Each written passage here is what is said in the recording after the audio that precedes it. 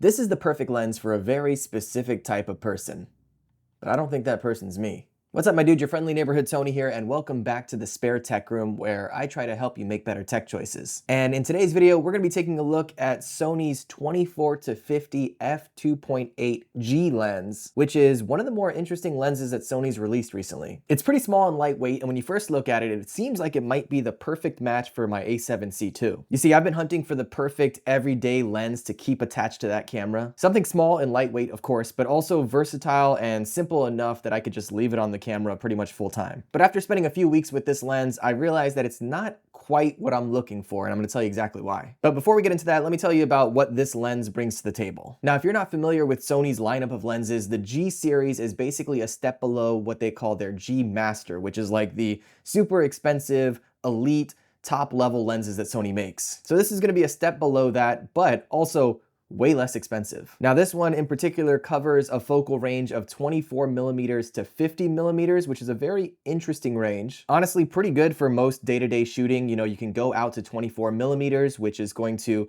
allow you to get kind of more of those wide establishing shots or landscapes or architecture, things like that. And then of course you can punch into 50mm, which is that nifty 50 range, which a lot of people like to use for street photography, or for even taking some portraits of people. Then you have a constant f2.8 aperture in this lens, which basically means that it's gonna work really well or fairly well for darker, low light situations, maybe even shooting at nighttime. And it has the ability to kind of blur out the background a little bit so you can get that bokeh effect, kind of like what you see here. Now, this is being shot at f2, so it's a little bit more open than f2.8, but still you kind of get the idea. And of course, because it has that more limited focal range, it is much smaller than something like a 24-70 f2.8, which is kind of the standard. Speaking of size, this thing is pretty lightweight. I think it's just under a pound, somewhere around 440 grams, and it really balances perfectly on something like the A7C II or A7CR, which have the exact same body. It doesn't make my camera feel front heavy, or it doesn't make it feel extra bulky, which is really what I was looking for. Now, looking at the lens, you've got a lot of bells and whistles here. One of my favorite things is that it comes with an autofocus manual focus switch, so you can just switch that on and off depending on what you're trying to do. You then have a customizable focus hold button, so its default setting is to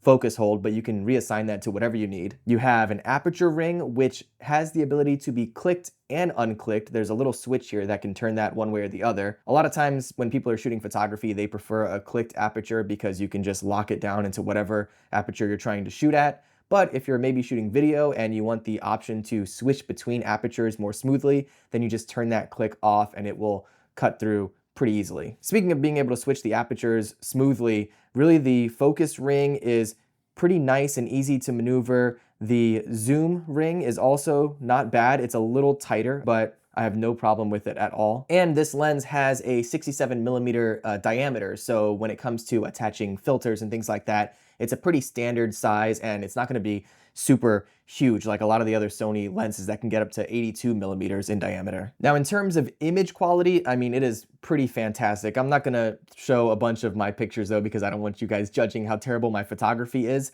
I did end up buying one of these test charts that you can shoot, but really what I'm gonna do, if you wanna know a lot about the image quality, I'm gonna direct you to another channel. It's a guy named Christopher Frost. He is amazing when it comes to testing the more technical aspects and picture quality of different lenses. But in short, it's pretty solid all the way through the range. It's very sharp, even wide open at f2.8. The only time you see any kind of softness is if you're at 24mm and at f2.8. Sometimes the corners can get just a touch soft, but other than that, it is pin sharp all the way through. One thing you'll notice right off the bat as soon as you get this lens is when zooming from 24 to 50mm, it actually starts closed down or compacted down at 50mm. So that's both a good and a bad thing. It's bad in that it's non-traditional. So if you're used to most zoom lenses, you start typically at the widest focal length, and then when you zoom to the more telephoto length, so when you zoom out to 50mm,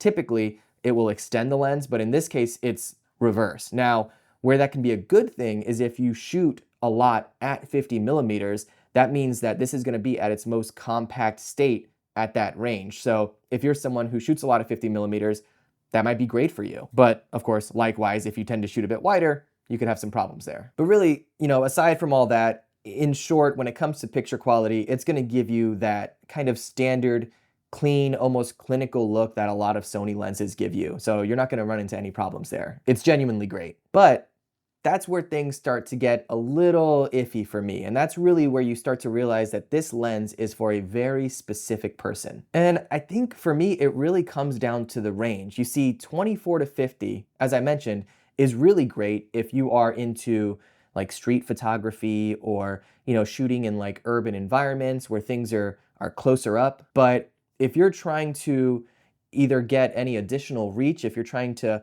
maybe really punch out to something that's a bit further away, unless you have a really high megapixel camera like the A7CR, being able to crop in on that sensor is gonna really cut down on your picture quality. And likewise, going out to 24 millimeters is great. 24 millimeters is a solid focal length for a wider kind of establishing shots. But if you're shooting a lot of video or if you're indoors, a lot of times you want maybe a little bit wider than that. And there's a couple lenses one that I have that already kind of covers that, and I'll show you that in just a bit. And another one that I'm really thinking about picking up and testing out. So you might want to stick around because there's going to be some more videos on that coming up soon. In fact, let me show you one of the lenses that this competes with pretty heavily, and that's this right here. This is the Tamron 20 to 40 f2.8. And I've had this for, years now at this point. And this isn't going to be a full comparison between the two lenses, but a couple things that you'll notice right off the bat. First off, the Tamron lens is definitely smaller and lighter than the Sony. It goes wider to 20 millimeters, which is a significant difference between 20 and 24 millimeters. Also, when you're zoomed out to 20 millimeters, even though this has that same kind of weird reverse zoom thing where it extends at the wider aperture, you'll notice this barely extends to get to 20 millimeters, and the Sony reaches a lot more and extends the size of the lens a lot more. So it's gonna be more cumbersome, it's gonna stand out more when you're out shooting in public. Now, of course, this only goes to 40 millimeters, whereas the Sony goes to 50. But the thing is, the difference between 40 and 50 is, yes, it does exist, but it's not that great. Whereas the difference between 20 and 24 is huge. Also, as you might expect, the Sony lens is almost twice as expensive as the Tamron. So it makes it really difficult to justify spending almost twice as much just to get from 40 to 50 millimeters. Now, of course, if you want something that has more reach, that's gonna give you from 20 all the way to 70 millimeters, which is fantastic, you can look at something like the Sony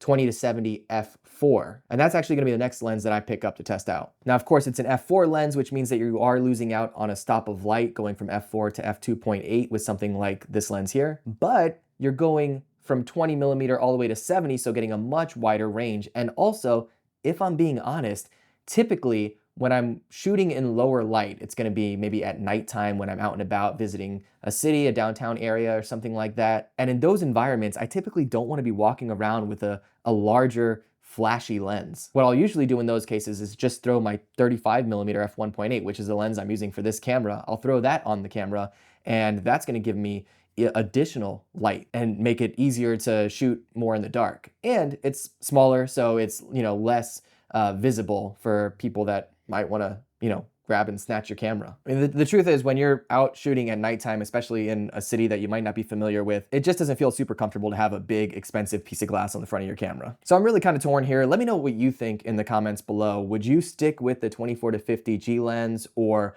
would you maybe save half as much money and go with the Tamron 20 to 40, or would you want to get that additional reach at the sacrifice of a stop of light and go with the 20 to 70 Sony lens? For me, this one just falls into that weird middle ground where it's not exactly what I'm looking for. Let me know your thoughts below. Make sure you stick around and subscribe so that way you can see my review of the 20 to 70 lens that's gonna be coming up hopefully in the near future. And I actually did a full other video that went over an entire kind of more budget-focused collection of Sony lenses. This was definitely in that video, as well as a few others. So if you want to see that, I will link to that video right over here. You can go ahead and jump on into that next. Otherwise, I'll see you next time in the Spare Tech Room.